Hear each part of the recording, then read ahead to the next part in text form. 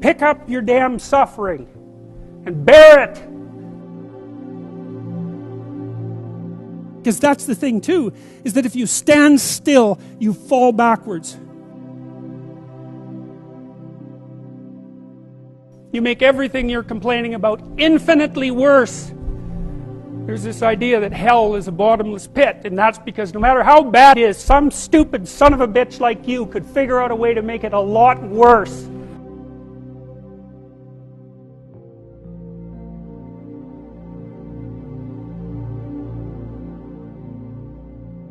And physical health, etc.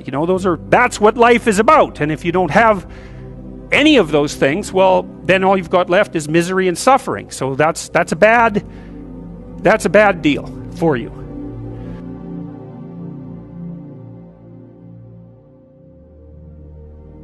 If you take people, and I've told you this, and you expose them voluntarily to things that they are avoiding and are afraid of, that they know they need to overcome in order to meet their goals, their self-defined goals.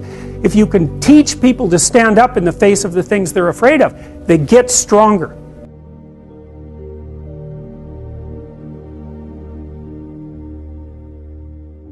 You have lots of reasons to be. God, there's reasons to be resentful about your existence. Everyone you know is going to die. You too. And there's going to be a fair bit of pain along the way. And lots of it's going to be unfair. It's like, yeah, no wonder you're resentful. What do you do about that? Well, you accept it. That's what life is like. It's suffering. That's what the religious people have always said. Life is suffering. Yes. Well, who wants to admit that? Well, just think about it. Well, so what do you do in the face of that suffering? Try to reduce it.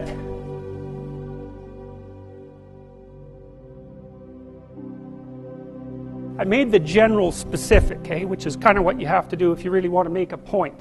A point, right? That's one place if you want to make a point. And my point was, I'm not saying made-up words generated by postmodern neo-Marxists, because I despise everything they stand for. And so I'm not using those damn words. And that's that.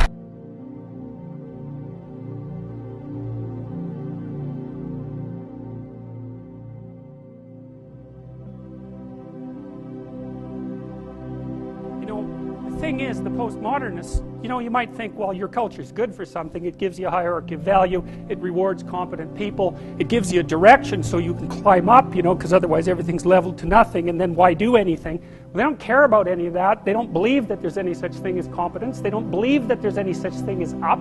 This is all, postmodernism wipes all of that out.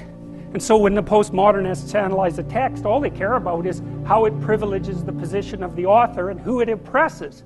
And that's the only thing they regard as real. And they don't believe in grand unifying narratives. They don't believe that there's a Canadian identity. They don't believe that there's an American identity. They don't believe that there's a Western identity. They don't believe that value structures exist, or if they are, they're irreplaceable with some other value structure. They certainly don't believe that they have any biological grounding, that there's any such thing as a human being. It's all socially constructed, which is really convenient if what you want to do is be the author of an entirely social constructed utopia that you can run.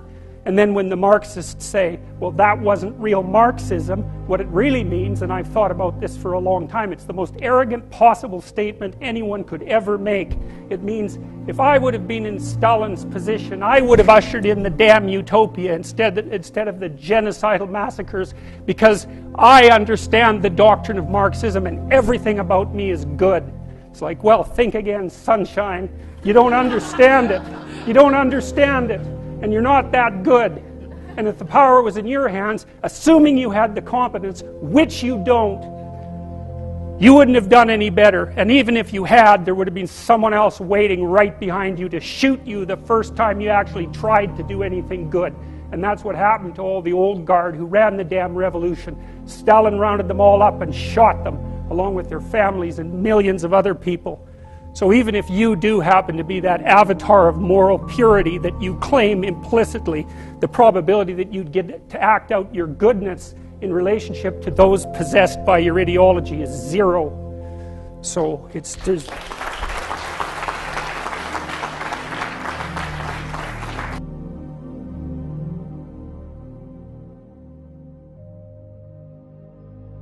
good, you know, and you can see that integral to our culture is the idea that beauty is one pathway towards God.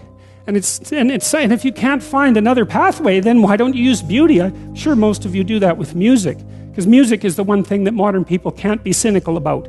Thank God for that. And being fascinated by music because of that. It speaks meaning to people, right? Even nihilistic punk rockers are so damn engaged with their music that they can hardly stand it. And you can knock on them and say, look, you know, you're having a transcendent religious experience, and they'll just tell you to fuck off, because that's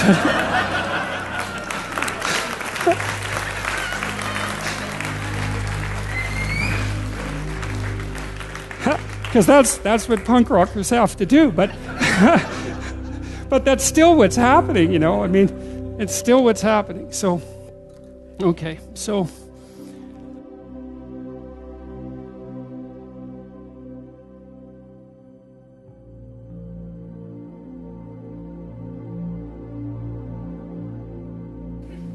a schedule. That's a good thing, man. Your brain will thank you for it. It will stabilize your nervous system. With a bit of a plan, that's a good thing.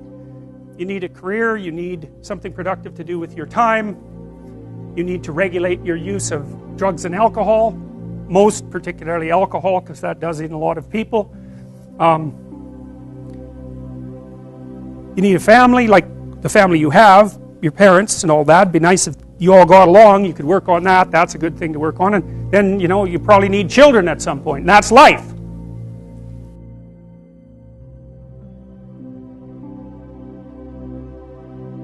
One of the things that has just blown me away in the last year, because I've talked to lots of people live, you know, but also lots of people online, but it's more obvious live, and it's obvious in this theater as well, is that I've gone around and spoken, and a large proportion of my audience has been young men, you know, under 30, something like that, and I've spoken to them a lot about responsibility. And what's so odd about this is that of all the things that I've spoken about, because I can see the audience and I can feel how the audience is reacting, because I'm always paying attention to all of you insofar as I can manage that. So I get some sense of how what I'm saying is landing, you know, which you have to do if you're going to speak effectively to people. And what happens is, if I talk about responsibilities, everyone is silent, just like they are now. Silent and not moving, right? Focusing, attentive. Say, pick up your responsibility. Pick up the heaviest thing you can and carry it. And the room goes quiet and everybody's eyes open. And I think, that always makes me break up.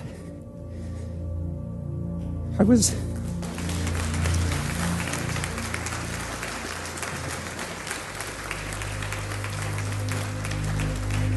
don't know why. I was speaking to an English journalist today. He was going to write an article in Spectator magazine, and I was talking about this. And at the same point in the discussion, I had the same emotional reaction. I don't really understand it.